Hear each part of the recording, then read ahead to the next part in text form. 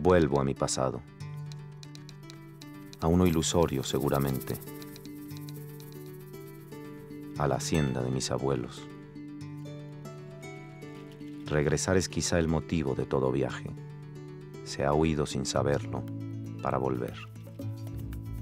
Vuelvo a recuerdos de espejos y fotografías, de objetos con memoria. La memoria tal vez solo sea una manera de olvidar. El cuerpo instintivo se siente en casa de nuevo. Busco entre los muebles y las cosas, en el pasado de la historia y en las historias de los héroes. El gusto de las letras, el sabor de las palabras, el presente perpetuo de la cocina y el libro. Desempolvo fantasmas de tela y rehago lo ya hecho.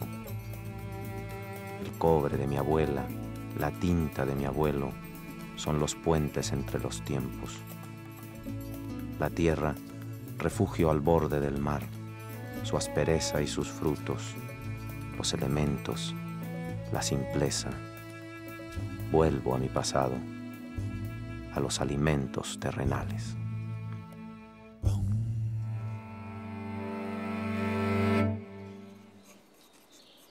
Hacienda San Cristóbal Polaxtla, Puebla, 11 de octubre.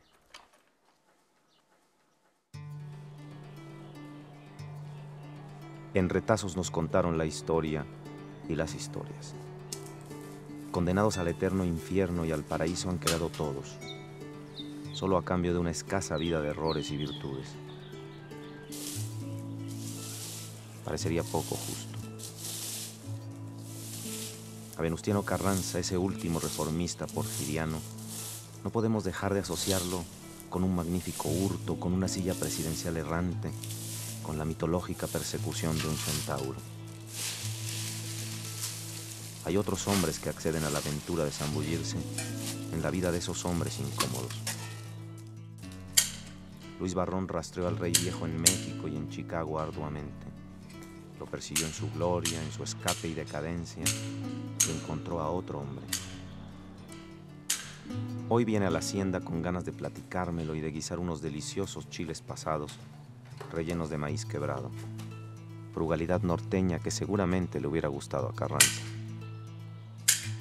O también le hubiera gustado que la historia no fuera podada pragmáticamente.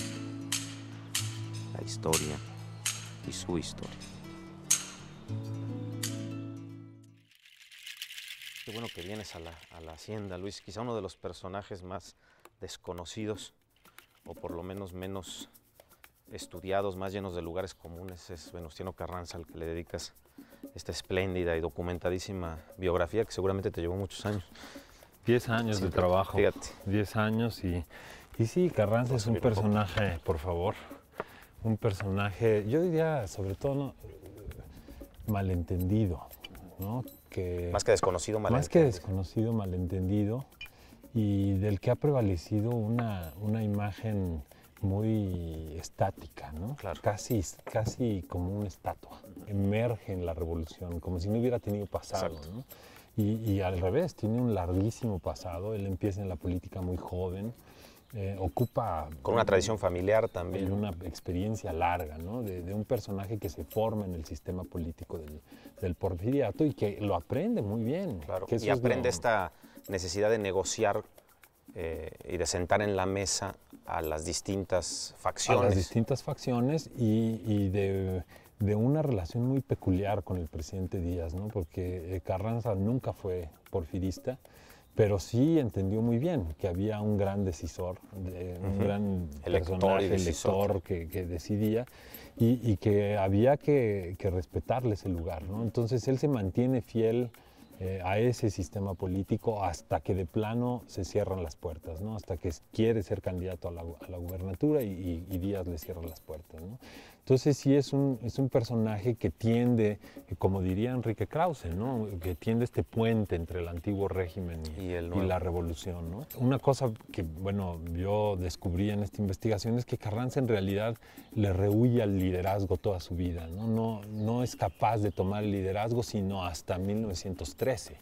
Es decir, cuando es ya... realmente muy tarde. Que es muy tarde en su vida, ¿no? Sí, Es un hombre que ya tiene 53 años y que pues tiene una carrera política larga. Entonces, haber esperado todo este tiempo y haber ofrecido el liderazgo una vez acá, una vez allá, una vez con un reyista, una vez con un maderista, es decir, ahí va sobreviviendo y sobreviviendo, que es lo que lo hace muy peculiar a él, ¿no? Esa capacidad de supervivencia De rehacerse.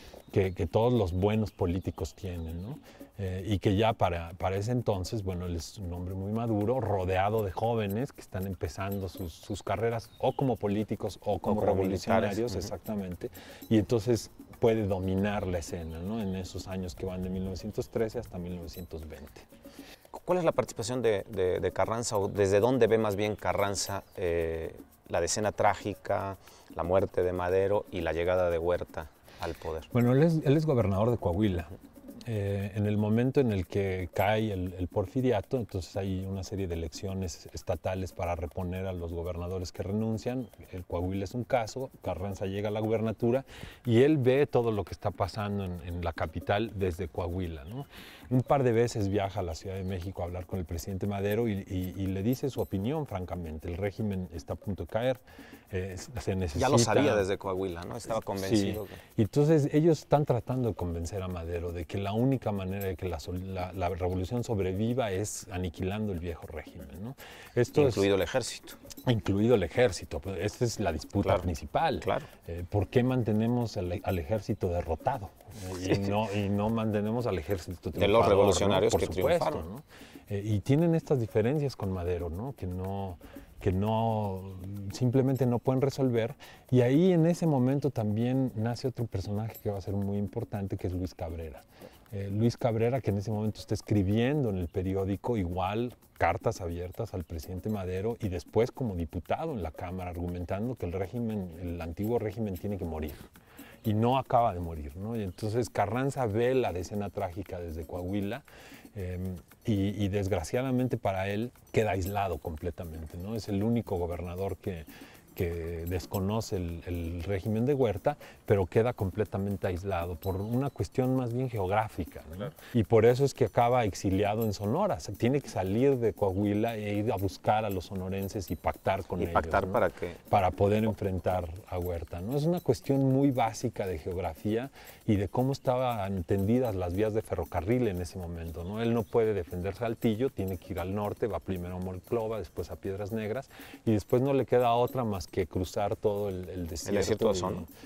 Bueno, primero empieza desde Piedras Negras, baja a Monclova, después va a Cuatro Ciénegas, va a la laguna y de la laguna cruza el bolsón de Mapimí y llega a Sonora. ¿Cómo este personaje se convierte realmente en poco tiempo en el jefe del ejército constitucionalista, en el jefe máximo? Tú citas incluso a Luis Guzmán, este momento en que dice, pues a lo mejor no era un gran genio, pero supo ser el líder máximo, el jefe máximo, el primer jefe. Es buenísima la cita, ¿no? Sí, es una combinación de cosas, es la personalidad que él tiene junto con la circunstancia que se da. Él desconoce al régimen de Huerta y tiene la sensibilidad para hacer todo una justificación legal de la revolución. Es decir, él, desde un primer momento, él dice, el revolucionario no soy yo, el golpista es Huerta, yo soy un gobernador legítimo, y ahí basa, digamos, la legitimidad del movimiento. Y esto es lo que le permite convencer a los sonorenses de que se tienen que sumar y de que él es el primer jefe, ¿no? Y viene una guerra civil, ¿no? Una revolución de las propias revoluciones dentro de la revolución, que es una guerra civil. Sí, la guerra civil empieza en el momento en que derrotan a Huerta. En el momento que es claro que Huerta ya no se puede sostener, en ese momento empieza la guerra civil, ¿no? Los desencuentros, sobre todo entre Villa y Carranza, el Pacto de Torreón famoso, que es lo que antecede a la Convención de Aguascalientes. Pero después viene, como dices tú, es un desorden absoluto, todos contra todos se matan, ¿no? Sí, lo paradójico, yo creo lo más paradójico de la revolución es que la mayoría de los líderes revolucionarios mueren violentamente, ¿no? Claro. Mientras que los porfiristas mueren en su cama. ¿no? Porfirio Díaz muere en Sí. su cama, Limantur muere en su cama, Ramón Krill muere en Corral. su cama, Ramón Corral muere enfermo. Enfermo, sí. Pero no tienen esta muerte violenta que sí tienen Madero, Carranza, Villa, Zapata, Benjamín Gil, Álvaro Obregón. Bueno, Antes de que vayamos a guisar y sigamos platicando sobre 17 y sobre la Constitución en particular, esta relación que se repite en todos los que van asumiendo el poder después de Madero con Zapata es especialmente trágica en el caso de Carranza. Nunca se pudieron entender. no, nunca se pudieron entender porque Carranza se va a hacer cercano a Luis Cabrera y Luis Cabrera tiene una idea muy distinta de lo que debe ser la solución al problema agrario. Entonces, cuando llegan a Veracruz y sale la ley del 6 de enero, es cuando definitivamente pues, se pierde la comunicación con Zapata. Después de ese rompimiento, Carranza considera a Zapata por el resto del tiempo un bandido.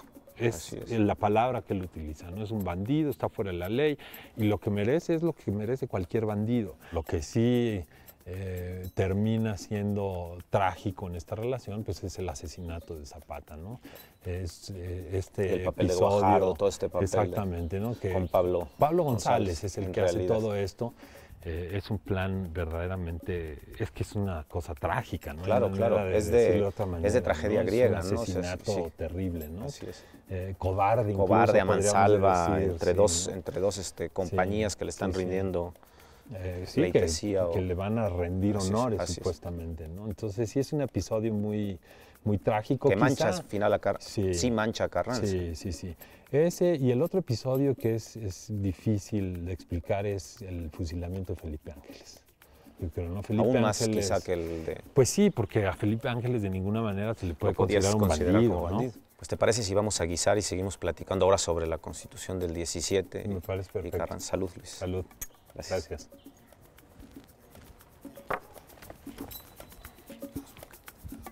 Platicábamos entonces de todos estos periodos de Carranza y el momento que es un momento crucial para la historia de México y para su historia personal, que es la Constitución del 17.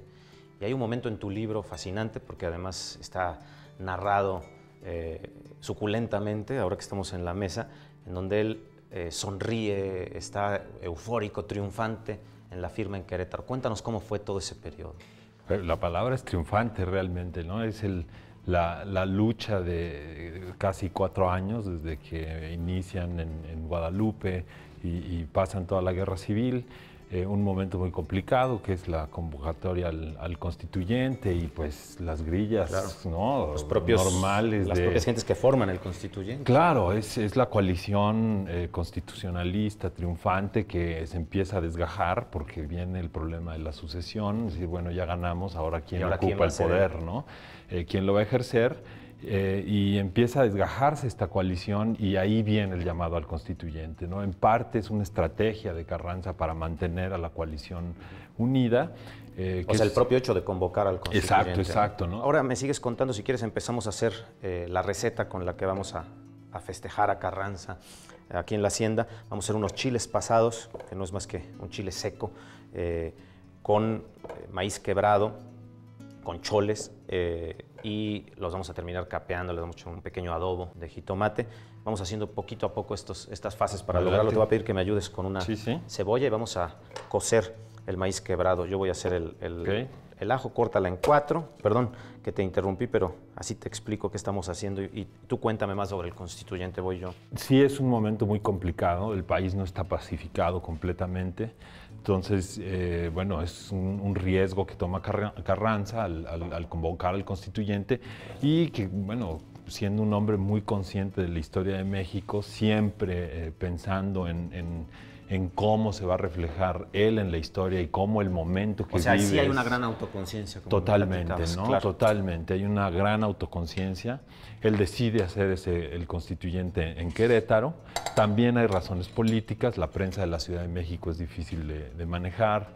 Entonces, bueno, hay esta cabalgata, ¿no? Que él sale de la Ciudad de México a caballo para llegar al constituyente en Querétaro, ¿no? Un poco replicando también esta cabalgata que había hecho Maximiliano, ¿no? En la huida de la Ciudad de México. Hacia el cerro. Exactamente, ¿no? Hay una foto maravillosa de él llegando a Querétaro en la que se ve cómo saluda a sus hijas, que bueno, para él era un momento culminante. Es decir, ¿no? Desde ahí ya está exultante. Exactamente, ¿no? Ya está reflejando esta euforia. Y luego viene el constituyente, que es un periodo de 2 meses muy interesante. La única sesión en la que él está presente es en la otra cosa muy importante, una del única sesión artículo en todo el tercero. constituyente. Sí, él se mantiene alejado del constituyente y solamente va a la sesión del artículo tercero, con el que él tenía particularmente problemas, ¿no? Claro. Voy a hidratar mientras me sigues platicando. Adelante. Los chiles pasados. Sí, chiles secos, ¿no? Así muy es. típicos de la cocina del norte. Totalmente. Los chiles secos. Vamos a hidratarlos para poder rellenarlos después con el maíz. Con el maíz. Entonces, bueno, cuando por fin resulta el constituyente, resulta el experimento, con todos los problemas militares que hay, los problemas con Estados Unidos, lo que sea, pero resulta el experimento, por supuesto que vemos al Carranza más eufórico, el Carranza triunfante, una imagen de Carranza que ya no se va a repetir, ¿no? Claro. Ni se había visto antes, ni se va a repetir después, ¿no? Como líder de esta clase política que en ese momento están seguros que le están poniendo el cerrojo a la revolución. Así es. ¿no? Por fin se termina la lucha armada, por fin logramos la paz, nos peleamos todos con todos, pero a partir de este momento se acabó. Y salimos todos la ley, unidos, ¿no? que es algo que está presente en Carranza siempre, ¿no? La ley finalmente triunfa. Así es. Y bueno, el constituyente empieza a incluirle reformas, empieza a moldar ciertos artículos, empieza a florecer en el constituyente el anticlericalismo desbordado, ¿no? De la facción, sobre todo sonorense. Y en esas cosas él pues no está de acuerdo. Él no está de acuerdo, pero no tanto por razones ideológicas. No está de acuerdo porque él piensa que no se puede gobernar un país con ciertas leyes, ¿no? Este país sin la iglesia, sin el catolicismo es muy complicado. No podemos aplicar el artículo tercero tan radicalmente, ¿no?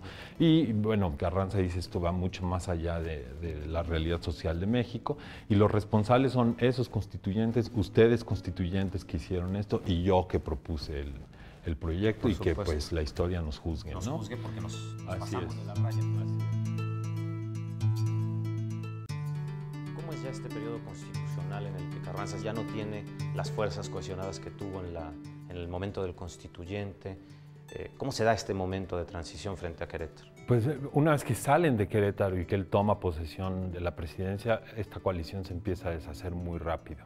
El problema es cómo se forma el partido que lo lleva a la presidencia, que es con un pacto entre los generales y él, en el que se establece que una vez que él tome la presidencia, entonces no influye más en la decisión de la sucesión presidencial. Claro, es un interinato, por así decirlo. Casi, ¿no? Es un interinato un poco más largo, claro, digamos, ¿no? Sí. Y pues esto desata la ambición de los generales inmediatamente, particularmente la de Álvaro Obregón, que era el general mucho más exitoso, más prestigioso. Militarmente más exitoso. Así es. Pero ¿no? siempre a la sombra de Carranza.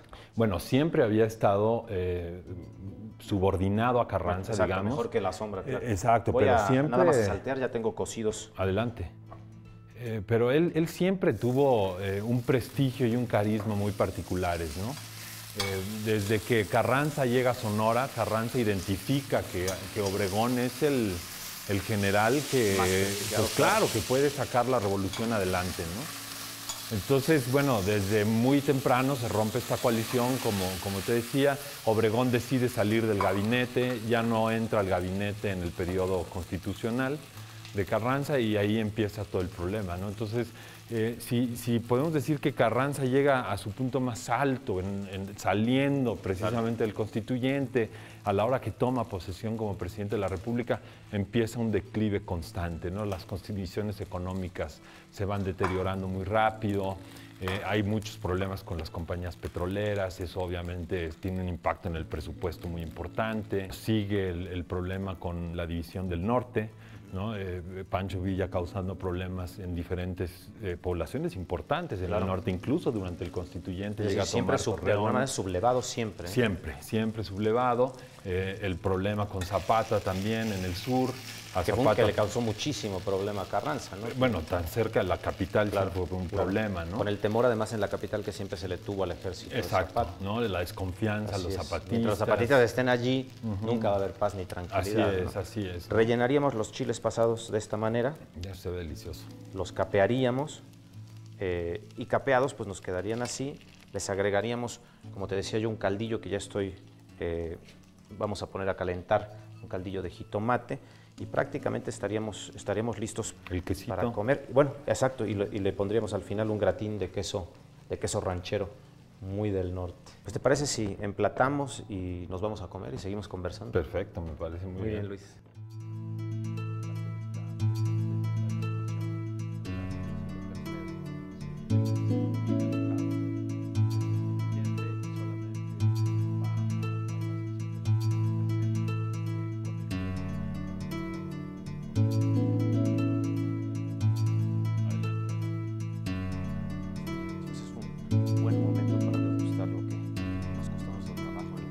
Y además platicar este periodo tan complejo para un hombre que había logrado este triunfo del que hablamos mientras guisábamos, el triunfo que fue la Constitución, y que de alguna manera se las ve con la Realpolitik, ¿no? Sí. Tiene que ver lo que es la vida cotidiana del que gobierna, del que es bien, mal visto.